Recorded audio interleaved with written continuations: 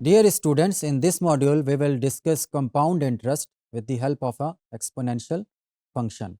अब compound interest क्या होता है और सिंपल इंटरेस्ट क्या होता है, सबसे पहले ये जानना ज़रूरी है। लेट्स से बैंक में आप $1000 जो है वो जमा करवाते हैं और बैंक कहता है आपको कि at the end of each year आपको 2% जो है वो इंटरेस्ट मिलेगा। तो बैंक क्या करता है, जैसे ही एक साल कंप्लीट हो जाते हैं, वो $1000 के 2% जो है वो कैलकुलेट करेगा, विच इज़ $20, और आपके जो ओरिजिनल अमाउंट है, जो कि प्रिंसिपल अमाउंट भी हम कहते हैं, उसमें वो ऐड कर देगा। तो जो आपकी अमाउंट है 1 ईयर बाद, ठीक है, वो कितनी हो जाएगी? $1020। तो this is called the simple interest, यानी जो आपका इंटरेस्ट लग रहा है एक साल बाद, वो सिंपल इंटरेस्ट है। सो हम कह सकते हैं कि after 1 year the amount become 1000 into 1 plus 0.02, क्योंकि 2% इंटरेस्ट था, and it is equal to $1020। तो इसका मतलब ये है कि सिंपल इंटरेस्ट में आप एक साल के अंदर $20 जो है वो कमा रहे हैं अपने प्रिंसिपल अमाउंट के ऊपर। ना अब बैंक डिसाइड ये करता है कि बजाय कि आपका जो इंटरेस्ट है वो साल में एक दफ़ा लगे, बैंक कहता है कि नहीं, हम साल में 2 दफ़ा लगा लेते हैं, ठीक है? तो compound interest is added to an account more than once a year. So if interest is compounded every 6 month, ठीक है? तो होगा क्या कि 6 महीने बाद, यानी आपका जो टोटल इंटरेस्ट है वो कितना है? वो 2% है, जो कि एनुअली है। उसको आप 2 हिस्सों में कन्वर्ट कर लें। 1% जो है वो पहले 6 महीने में लगेगा, फिर नेक्स्ट 6 मंथ्स में आपका दोबारा 1% अप्लाई होगा। तो पहले 6 महीने में जो 1% जो आपका इंटरेस्ट कैलकुलेट होगा, वो आपके अमाउंट में जो है, जो $1000 आपके पड़े हुए हैं, उसमें ऐड हो जाएँगे।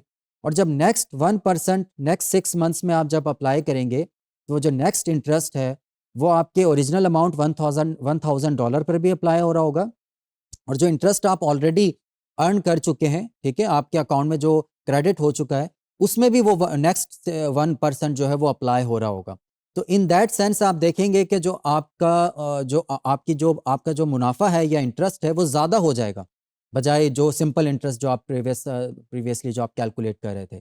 तो in that case after 1 year आपका जो बैलेंस होगा, उसको हम मैथमेटिकली इस तरह लिखेंगे कि 1000 इंटू 1 प्लस 0.02 डिवाइडेड बाई 2 का होल स्क्वायर, और इसको जब आप कैलकुलेट करेंगे तो ये अप्रॉक्सीमेटली आपका आंसर आएगा 1020.1, which is clearly greater than the simple interest जो आपने वहाँ पर अर्न किया था। नाउ बैंक सेज के बजाय कि हम 2 दफ़ा इंटरेस्ट को अप्लाई करें साल में, बैंक कहता है कि हम साल में 3 दफ़ा जो है आपको इंटरेस्ट देते हैं, ठीक है, अप्लाई करते हैं। वही एनुअली 2% ही है, लेकिन उसको हम साल में 3 दफ़ा जो है वो डिवाइड कर रहे हैं। So if the bank compounds interest every 4 months, जाहिर है 3 दफ़ा का क्या मतलब है, 4-4 महीने बाद जो है वो इंटरेस्ट लग रहा होगा, यानी साल में 3 दफ़ा लग रहा होगा। तो balance after 1 year will be calculated by this expression, which is 1001 plus 0.02 divided by 3 का होल क्यूब। लेकिन जब स्क्वायर था, जब 2 दफ़ा कर रहे थे तो हम होल स्क्वायर ले रहे थे, और नीचे 0.02 को डिवाइड कर रहे थे 2 से। अब साल में क्योंकि 3 दफ़ा कर रहे हैं, तो 2 की जगह यहाँ पर 3 हमने सब्सटीट्यूट कर दिया, और it is approximately 1020.13। Now clearly this amount is greater than जो आपने प्रीवियसली देखा था कि जब 2 दफ़ा हम इंटरेस्ट को कैलकुलेट कर रहे थे। इसी तरह अगर बैंक कहता है कि नहीं, साल में 3 दफ़ा भी नहीं, बल्कि रोज़ाना आपका जो इंटरेस्ट है वो कंपाउंड होगा, तो in that case the expression for the total amount will be 1000 into 1 plus 0.02 divided by 365 and whole raised to power 365, और ये बराबर आता है 1020.20, जो कि आप देख सकते हैं प्रीवियस वैल्यू से ज़्यादा है। नाउ इसी को अगर आप कंटिन्यू करें, as we increase the number of compounding periods, 365 से भी ज़्यादा कर लें, ठीक है, आप कह लें कि ये इन्फिनिटी है, तो हम आप लिमिट ले लेंगे, limit n approaches to infinity, इसको हम कहते हैं कंटिन्यूस कंपाउंडिंग, यानी बार बार आप उसको कंटिन्यूसली कंपाउंड किए जा रहे हैं, ठीक है। So 1000 into limit n approaches to infinity 1 plus 0.02 divided by n and whole power n t. तो this is called the continuous compounding. Now to rewrite this continuous compounding formula in terms of e, ये जो ई है ये mathematical constant है, हम चाहते हैं कि जो फॉर्मूला है जो कि प्रीवियस स्लाइड में आपने देखा था, उसको हम इन टर्म्स ऑफ ई लिखें।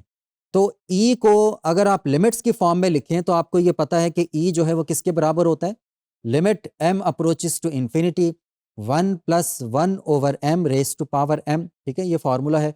अब यहाँ पर जो हमारा फार्मूला है कंपाउंड इंटरेस्ट को कैलकुलेट करने का, यानी कंटिन्यूस कंपाउंडिंग की फॉर्म में, which is 1000 limit n approaches to infinity 1 plus 0.02 divided by n की पावर nt। अब ये जो पैरेंथेसिस के अंदर वाली जो एक्सप्रेशन है 1 प्लस 0.02 डिवाइडेड बाय n, इसको हम 1 प्लस 1 ओवर m की फॉर्म में लेकर आना चाहते हैं।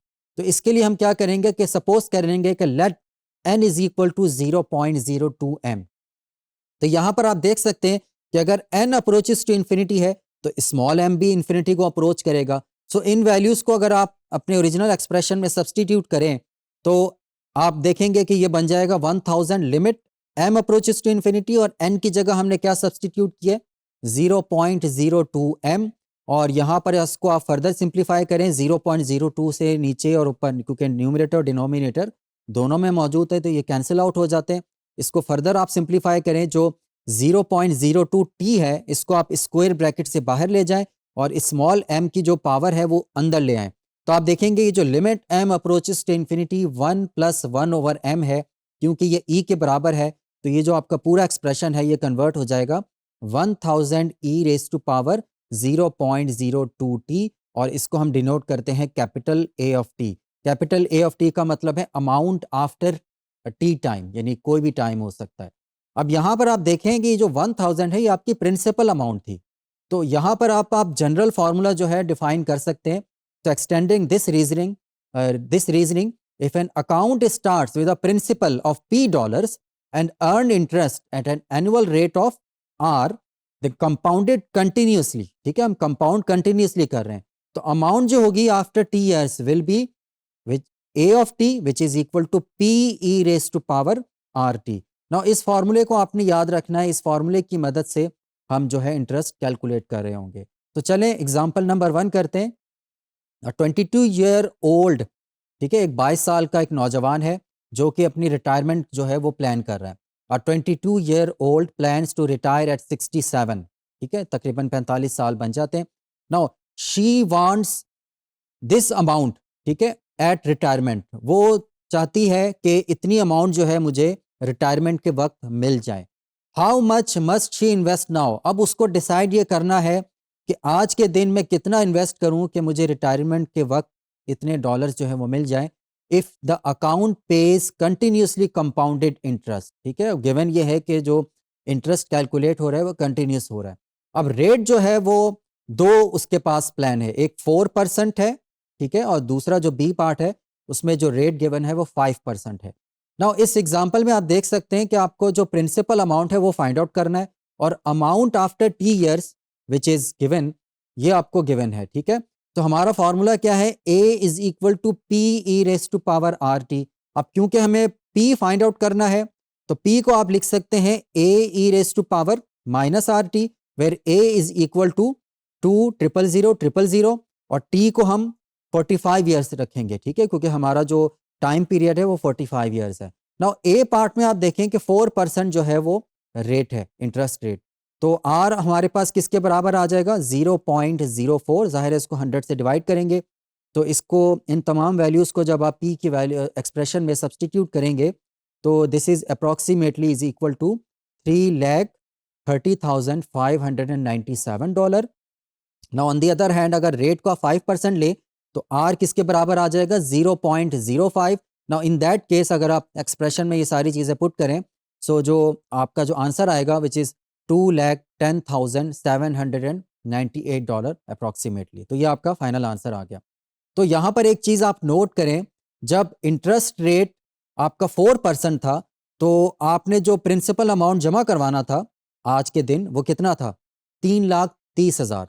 लेकिन जब इंटरेस्ट रेट 5% हुआ तो आपने देखा कि जो प्रिंसिपल अमाउंट है वो बहुत रिड्यूस हो गया, विच इज़ 2,10,000। तो देखिए 1% अगर आप जो इंटरेस्ट रेट है उसको कम ज़्यादा करते हैं तो आपकी जो प्रिंसिपल अमाउंट है या अमाउंट है उसमें बहुत ज़्यादा फ़र्क आ जाता है।